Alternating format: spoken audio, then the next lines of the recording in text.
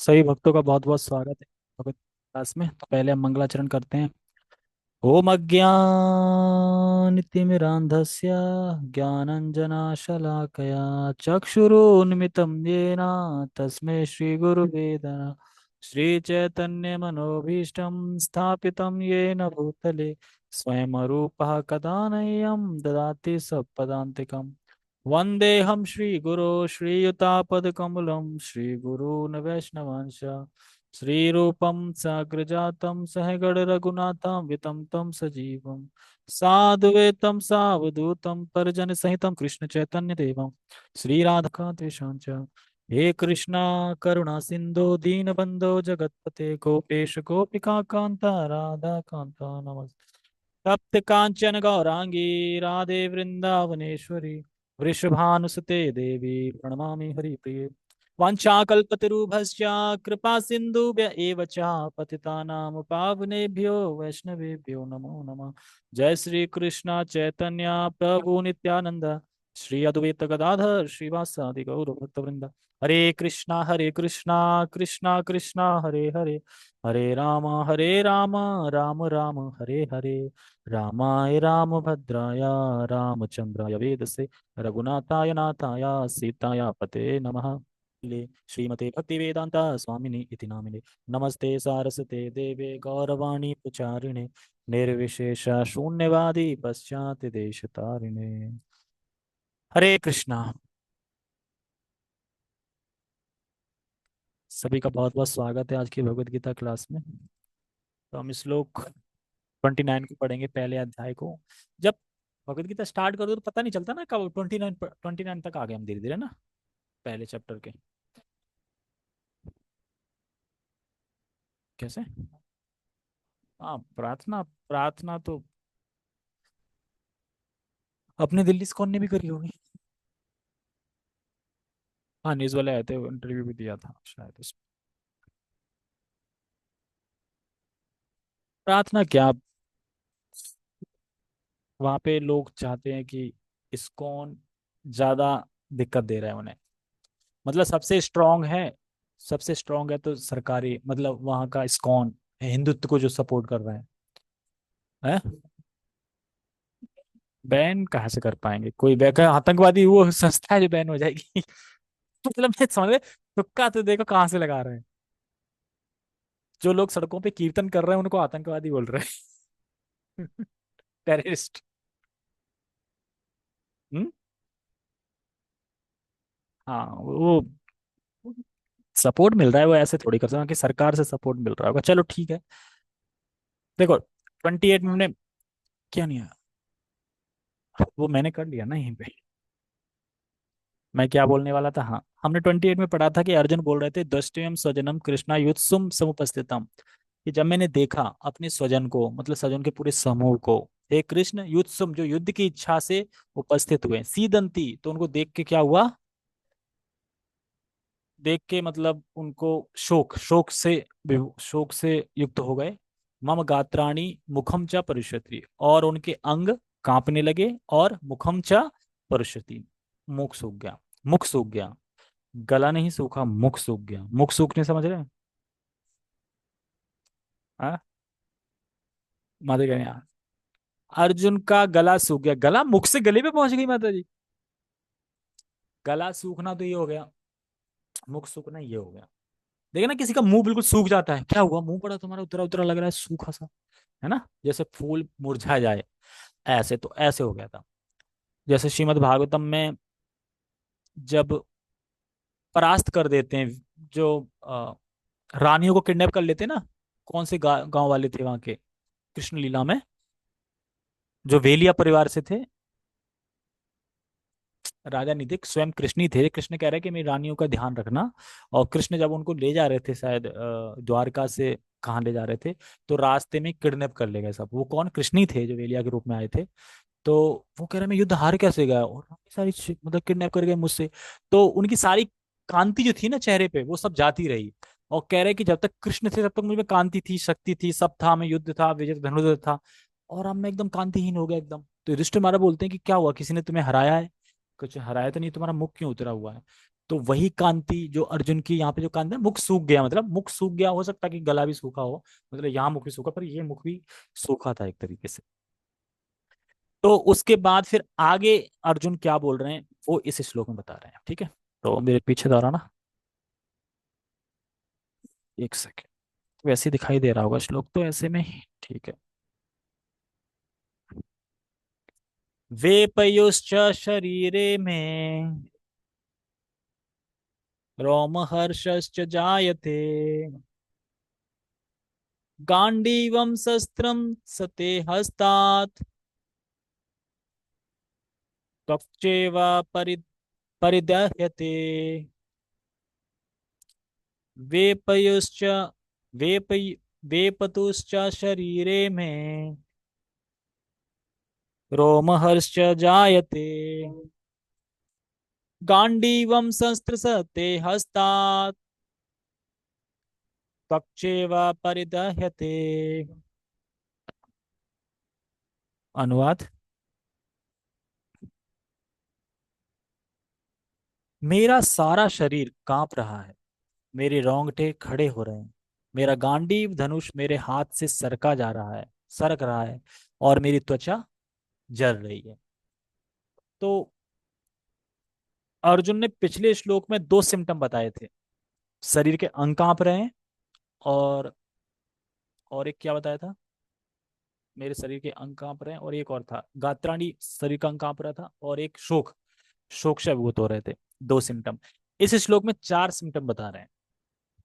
कौन? अर्जुन। कि और मेरे अंदर शरीर में क्या क्या हो रहा है, अभी आगे और बताएंगे, लेकिन इस श्लोक में चार है। पहला है वेपथु। वेपथु मतलब होता है कंपन, शरीर का कंपन, शरीर में कंपन होना, ये वेपथु से होता है। और रोमहर्ष, रोमहर्ष मतलब रोमांचित, रोमांच हो रहा है, रोमांच हो रहा है शरीर में, रोमहर्ष। देखो इसमें, देखो शब्दार्थ में लिखा होगा, रोमहर्ष रोमांच, रोमांच हो रहा है। और जायते और गांडीवम शस्त्र सते, यानी गांडीव हाथ से सरक रहा है, एक ही हो रहा है। तीन, और क्या हो रहा है? हस्तात्वचेव परित्यहते, एक और हो रहा है। हाँ, हस्तात्वक, त्वचैव मतलब त्वचा है ना, वो जल रही है। अब यहाँ पे बताते हैं गुरु महाराज की, ये जो लक्षण दिख रहे हैं चार प्रकार के, तो ये लक्षण आध्यात्मिक भी हो सकते हैं और भौतिक भी आ सकते हैं। ये जो लक्षण दिख रहे हैं ना, तो ये आध्यात्मिक यानी मटेरियल, सॉरी स्पिरिचुअल, और भौतिक यानी मटेरियल हो सकते हैं। अब आप लोग बताइए अर्जुन में कौन से लक्षण थे, ये दिव्य मतलब आध्यात्मिक थे या भौतिक थे?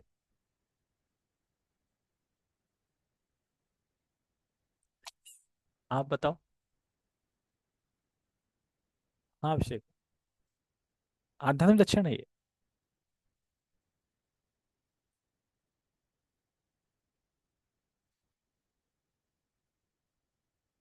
अगर ये आध्यात्मिक लक्षण है, पहले तो आप मोह क्यों आया अर्जुन को?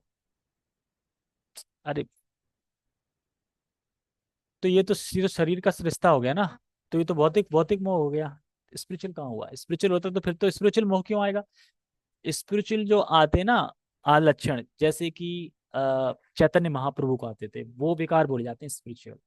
ये स्पिरिचुअल विचार नहीं, ये तो उनको अटैचमेंट, आसक्त हैं। मेरे गुरु द्रोण, पितामह भीष्म, भगवान ने तो मोह दिया ना, ये मोह के लक्षण बताए जा रहे हैं, ये जो लक्षण बताए जा रहे हैं ये मटेरियल है यहाँ पे। क्यों?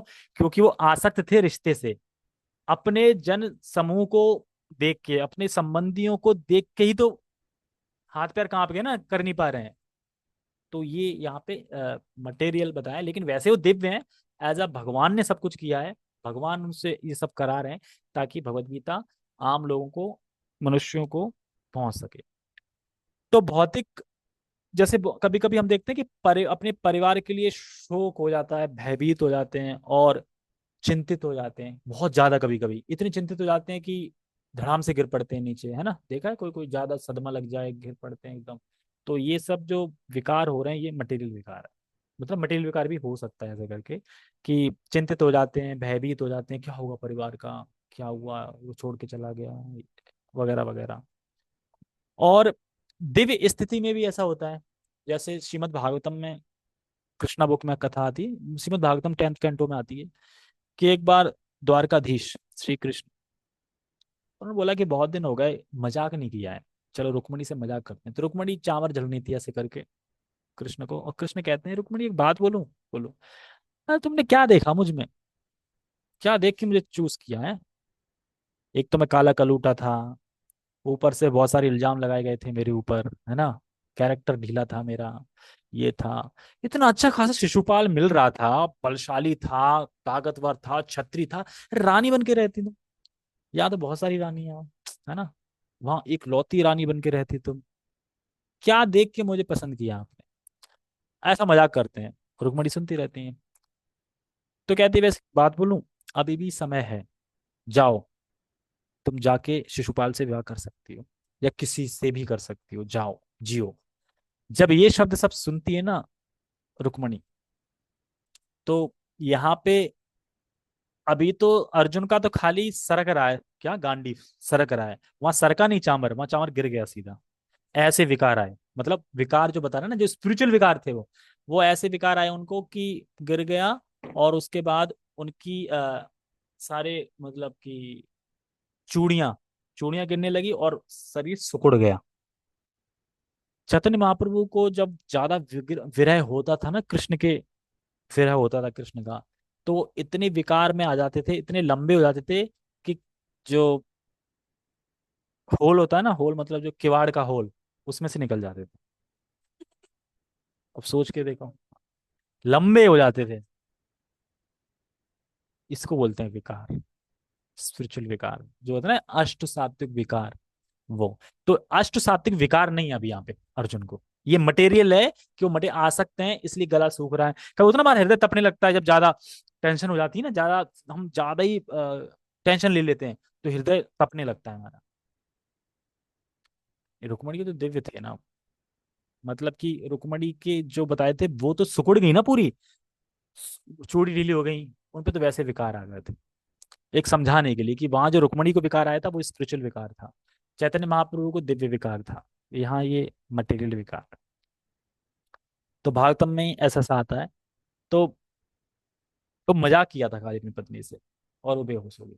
और उसके बाद फिर रुक्मणी भी मतलब जब होश में आती, और जो जो उन्होंने बात बोली थी ना कि आप तो शिशुपाल से शादी कर लो, मैं तो काला करूचा हूँ, मेरे अंदर तो मेरे ऊपर तो बहुत इल्जाम लगे हैं, सबका आंसर दिया उन्होंने तर्क से, मतलब कृष्ण को हरा दिया तर्क से। जब उन्होंने बोला शिशुपाल से शादी कर लो, तो वहां पे ऐसा तर्क दिया कि नहीं करनी चाहिए थी, उससे ज्यादा आप अच्छे हो। और काले हो, उसका एग्जाम्पल दिया कि काले हो लेकिन फिर भी घनश्याम आपका कलर है, तो वो कितना इंपॉर्टेंट, मतलब इस तरीके से तर्क दिए। तो कृष्ण शांत हो गए। तो एक तरीके से मजाक किया था एक तरीके से ये, शिशुपाल से, जाओ शिशुपाल से शादी कर। तो ऐसी स्थिति आती है कि शरीर में विकार आता है।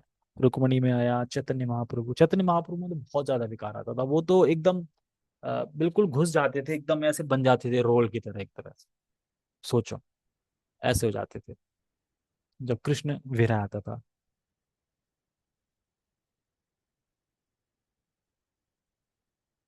तो ये बोल रहे हैं वेपथ्युश्च शरीरे में, यानी और मेरे शरीर में कंपन हो रहा है, रोम हर्षश्च जायते, और रोमांच भी हो रहा है, गांडीवम शस्त्र सते, और मेरे हाथ से गांडीव धनुष भी गिर रहा है। अब आप एक बात बताओ, गांडीव धनुष गिर रहा है, ये हमको ऐसी बात लग रही होगी नॉर्मल, गांडीव धनुष गिर रहा है, गांडीव धनुष गिर रहा है, जो कि विराट युद्ध हुआ था वहां नहीं गिरा, शिव से युद्ध हुआ था वहां नहीं गिरा, यहाँ तक कि स्वर्ग में ना, जो कौन से कवच थे, निवाट कवच, जो राक्षस था ना कौन सा, उससे युद्ध हुआ वहां नहीं गिरा, और यहाँ बताओ गांडीव से लग रहा है। तो यानी डायरेक्टली पता चल रहा है कि भगवान ने ये सब किया है मोह में ना, क्योंकि वहां भी तो विराट युद्ध में तो वही लोग थे जो अभी हैं, और वहां गांडीव नहीं गिरा, और जबकि दूसरे उसमें थे पोजीशन में, रहने ला पोजीशन में थे।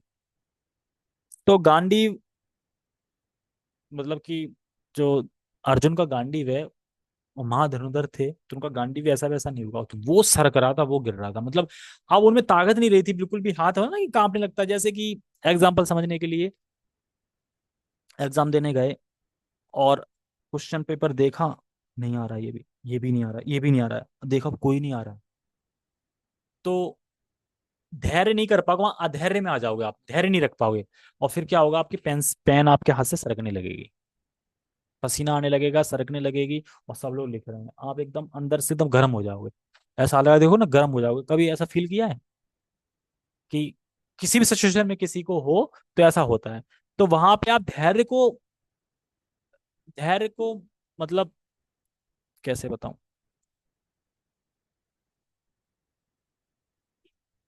नहीं नहीं, धैर्य में अवस्थित नहीं हो पाते उस टाइम पे, अधैर्य, तो इसीलिए यहाँ पे अधैर्य एक वर्ड आएगा, मतलब कि अधैर्य खो गए, मतलब अधैर्य मतलब कि धैर्य नहीं रख पा रहे हैं, अधैर्य हो गए, तभी तो गांडी सरक रहा है, ये सब हो रहा है, अधैर्य हो गए वो। तो यहाँ का गांडी सरक रहा है। और यहाँ पे बता रहे हैं कि रोम हर्ष का मतलब बता रहे हैं पुलकित होना भी होता है, पुलकित, पुलकित हो रहा था शरीर उनका। और उनका गांडी धनुष गिर रहा था, यानी उनके अधैर्य का सूचक है। गांडी धनुष गिर रहा नहीं, अधैर्य का सूचक, एक होता है धैर्य, अब धैर्य होगा तो आप पकड़े रहोगे ना, धैर्य बहुत, थोड़ा धैर्य है इंसान में। अधैर्य मतलब अब नहीं पकड़ पा रहे, मतलब अब आप अपनी पोजीशन में खड़े नहीं हो पा रहे हो, अधैर्य। धैर्य मतलब अधैर्य उल्टा उसका, तो ये। और त्वचा जल रही है, तो उनकी त्वचा जल रहा मतलब उनका हृदय जल रहा है, हृदय जला, त्वचा जल, जैसे कभी कभी देखा है कि अगर हमारा शरीर स्वस्थ है तो मन भी स्वस्थ है, और हमारा शरीर स्वस्थ नहीं है तो मन भी स्वस्थ नहीं है। मन भी कहता है, "अरे यार मैं नहीं जा सकता, मेरा मन है यार, तबीयत फीवर है।" तो क्यों, मन हो गया ना अस्वस्थ, शरीर अस्वस्थ है तो मन भी अस्वस्थ हो जाता है। तो इसी तरीके से अगर आप बुक डिस्ट्रीब्यूशन करने जा रहे हो और बड़ा वीक स्थिति में जा रहे हो, वीक हो बिल्कुल, तो आपका मन भी वीक पड़ जाएगा, फिर आपका मन ही क्या करेगा। देखो प्रभु जी ने बोला है कि अपना प्रयास करो, तो मैं यहाँ बैठ के प्रयास कर रहा हूँ, आप पूरे दिन वहीं बैठ के प्रयास कर रहे हैं, ले लो बदीता। क्यों, क्योंकि शरीर थका है ना आपका, मन भी थक गया। अब आपका इतनी हिम्मत नहीं हो रही कि चल के थोड़ा थोड़ा एफर्ट लगा लूं, थोड़ा चल लूं, जो लोग खड़े हैं है ना उनसे पूछ लूं जाके, इस तरीके से, तो ये नहीं कर पा रहा। और जो भी हो, बुक डिस्ट्रिक्ट में आता बड़ा आनंद है। थक तो जाते हैं यार, कोई कहीं से भी आके ले लेता है, और कभी कभी घंटा कोई लेता ही नहीं है। और फिर शिला प्रबंध, नमो विष्णु पादाय कृष्ण पृष्ठाय भूतले श्रीमते भक्ति वेदांत स्वामी इति नाम, नमस्ते सारस्वते देवे गौरवाणी प्रचार निर्विशेष शून्यवादी पश्चात देश। 15 मिनट में एक बुक हो जाएगी, अरे वाह। और फिर तुम भूल जाओगे, फिर घर में आ जाओगे, 15 मिनट होगी, अरे अब तो मैं किसी को भी दे दूंगा, और फिर जब नहीं होगी थोड़ी देर, फिर शिला प्रभुपाद आ जाए, फिर मंत्र पढ़ोगे, और फिर 15 मिनट हो जाएगी। ऐसा होता है। मतलब अगर आपकी 2-3 गीता चली गई ना, तो आप घर में फूल जाओगे तुरंत वहीं के वहीं, फिर आप कहोगे मैं किसी को भी दे दूंगा, फिर आप इतना ताकत आ जाएगी, फिर आप किसी से भी बोल दोगे, किसी से भी ले लो भगवत गीता ले ला, अरे पढ़नी चाहिए, फिर कुछ भी बोल दोगे, बोल देता ना, पुलिस वाले आ जाएंगे ना, उसको भी बोल दोगे हरे कृष्णा भगवत गीता लीजिए, मतलब वो एकदम आ गया अचानक, तो उसको भी बोल दोगे, डरोगे नहीं। तो अधैर्य का मतलब यहाँ ये बता रहे हैं, पढ़ लेते हैं अधैर्य कहाँ आ रहा है पहले। हम अनुवाद तो पढ़ लिया, हम तात्पर्य पढ़ते हैं शिला प्रभुपाद जी का। शिला प्रभुपाद जी तात्पर्य, रोमांच, रोमांच कंपाश्रुतंगा भाजो, वंदे गुरु श्री चरणारविंदम। शरीर में दो प्रकार का कंपन होता है, और रोंगटे भी दो प्रकार के खड़े होते हैं, एक स्पिरिचुअल एक मटेरियल। ऐसा या तो आध्यात्मिक परमानंद के समय, या भौतिक परिस्थितियों में अत्यधिक भय उत्पन्न होने पर होता है। तो अत्यधिक भय हो रहा था कि नहीं हो रहा था, किसको, अर्जुन को, किस चीज का भय हो रहा था, मैं मर जाऊंगा युद्ध में, तो वो कहते अनावश्यक युद्ध, युद्ध के बाद कुछ खास मिलने वाला भी नहीं, और मिलेगा भी तो वो कितना इंपॉर्टेंट नहीं है, और उसके वजह से अनावश्यक मृत्यु सबकी, इसलिए भय था। आपको अगर पता हो कि एक फ्लाईओवर के नीचे बॉम्ब लगाया है किसी ने, और फ्लाईओवर पे जनता बहुत सारी, जाम लगा, ट्रैफिक लगा, वो फटेगा बम, तो जो जनता मरेगी, अनावश्यक मर रही ना, उससे किसी का फायदा नहीं हो रहा, कुछ नहीं हो रहा, पर उनका नुकसान होगा, तो भय होगा कि नहीं आपको, आप नहीं मर रहे, आपको पता है, आप दूर से देख रहे हो खाली, लेकिन आपको डर नहीं लगेगा फिर भी, अभी धराम होगा, अभी होगा एकदम। तो ऐसे ही मान लो कि उन्हें पता है कि युद्ध होगा तो दोनों तरफ की सेना मारी जाएंगी, मारी जाएंगी, तो अनावश्यक ये एक तरीके से युद्ध है, और भय हो रहा था दूसरों के लिए कि सब मारे जाएंगे, और कुछ फायदा भी नहीं मिलने वाला है। आगे तर्क भी देंगे कि वर्ण संकर उत्पन्न हो जाएगा। एक बात बताओ, जब पूरे कुरुक्षेत्र में सब यंग थे और यंग मारे जाएंगे, तो स्त्रियां तो रह जाएंगी घर पे। अब स्त्री रह जाएंगी तो फिर कैसे चलेगा? तो ये तर्क देंगे और भी देंगे। माँ में हिंसा सर्वभूतानि, किसी से हिंसा नहीं करनी चाहिए सभी जीवों के प्रति, है ना, बहुत सारे देंगे। तो अधैर्य का मतलब समझ में आ रहा है? भय का कोई प्रश्न नहीं है, तो इस श्लोक के कारण उनको अधैर्य हो रहा है। अधैर्य मतलब साहस। साहस होता ना, तो साहस मतलब साहस नहीं कर पा रहे, अब साहस छूट रहा है उनका, सांस टूट रहा है उनका। आगे तो बताएंगे वो बैठ गए रथ पे, चक्कर आ रहे हैं, अब चक्कर भी आने लगेंगे, आगे चक्कर आएंगे और बैठ जाएंगे, ये सब होगा। तो अधैर्य मतलब हृदय में उत्पन्न होता है, हृदय की स्थिति के कारण ऐसा होता है। तो इस पे यही बता रहे हैं कि ये भय उत्पन्न होने पर होता है। तो अर्जुन को भय अपने लिए नहीं था, दूसरों के लिए, ठीक है। तो अपनी मृत्यु में बिल्कुल भयभीत नहीं थे, तो क्षत्रिय थे, उन्हें किस चीज का भयभीत होगा, किस चीज का भय नहीं था। तो शुद्ध भक्त हैं, तो भय की तो कोई बात ही नहीं थी, ये तो दूसरों के लिए। दिव्य साक्षात्कार में कोई भय नहीं होता। इस अवस्था में अर्जुन के जो लक्षण है वे भौतिक भय अर्थात जीवन की हानि के कारण है। समझ में आ रहा है? स्पिरिचुअल, ये जो विकार से दिख रहे हैं, जो भी हो रहा है वो स्पिरिचुअल नहीं है, भय के कारण। लेकिन भय का मतलब ये नहीं कि खुद का भय, भय मतलब यही है कि अनावश्यक मृत्यु होगी और इतना कुछ, मान लो राज सिंहासन मिल जाएगा तो उससे क्या हो जाएगा, कौन सा बड़ी चीज मिल गई। तो ऐसा सब सोच रहे हैं।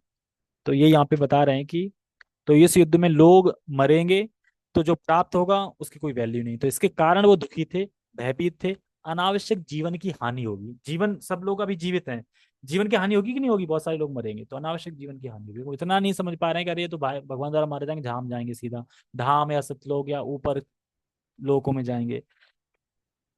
और उन्हें अपने जीने मरने की कोई भय नहीं था अर्जुन को। कहीं गीता में लिखा है, हे केशव, मैं युद्ध नहीं कर सकता क्योंकि मुझे अपनी मृत्यु का भय है, मैं मरना नहीं चाहता, ये कहीं सुना, कहीं लिखा है श्लोक? कहीं श्लोक नहीं है। तो इसलिए उनको भय जो शब्द बोला जा रहा है वो इसलिए बोले जा रहा है कि वो और लोगों के लिए बोल रहे थे।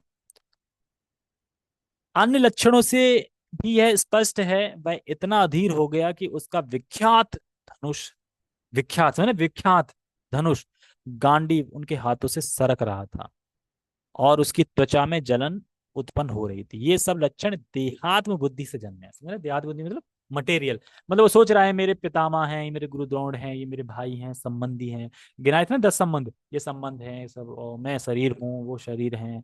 मतलब तो देहात बुद्धि से जन्मे हैं, देवात बुद्धि से ही उत्पन्न हुए हैं सारे। तो ये लक्षण क्या है? अधैर्य का सूचक है। गांडी सरक रहा है मतलब अधैर्य। धैर्य होते तो गांडी पकड़े रहते ना, अधैर्य हो रहा है तो गांडी फिर सरक रहा है हाथ से। ठीक है। ओके, छोटी क्लास थी, बड़ी नहीं थी। क्यों? जगत गुरु शिल प्रभुपाद की जय, श्रीमद भगवद गीता की जय, निताय निताय गौर प्रेमानंदे, हरि हरि बोल। आयुष प्रभु आप भी देखना, भगवद गीता का प्रचार करो, कोई लेना चाह रहा हो तो, या कोई स्पॉन्सर करना चाह रहा हो भगवद गीता, शिला प्रभुपाद जी की सेवा करो, कोई मिल जाए तो। अगर चाहिए ज्यादा, 5-10 पीस चाहिए तो कुरियर कर देंगे आपके एड्रेस पे। और अगर कोई 1-2 ले रहा है तो फिर तो कुरियर चार्जेस ज्यादा लग जाएगा ना। ठीक है, क्योंकि सबसे अच्छी सेवा है शिला प्रभुपाद जी के लिए, और शिला प्रभुपाद जी प्रसन्न तो फिर कृष्ण प्रसन्न। ठीक है। हरे कृष्णा। ओके, ट्राई करो।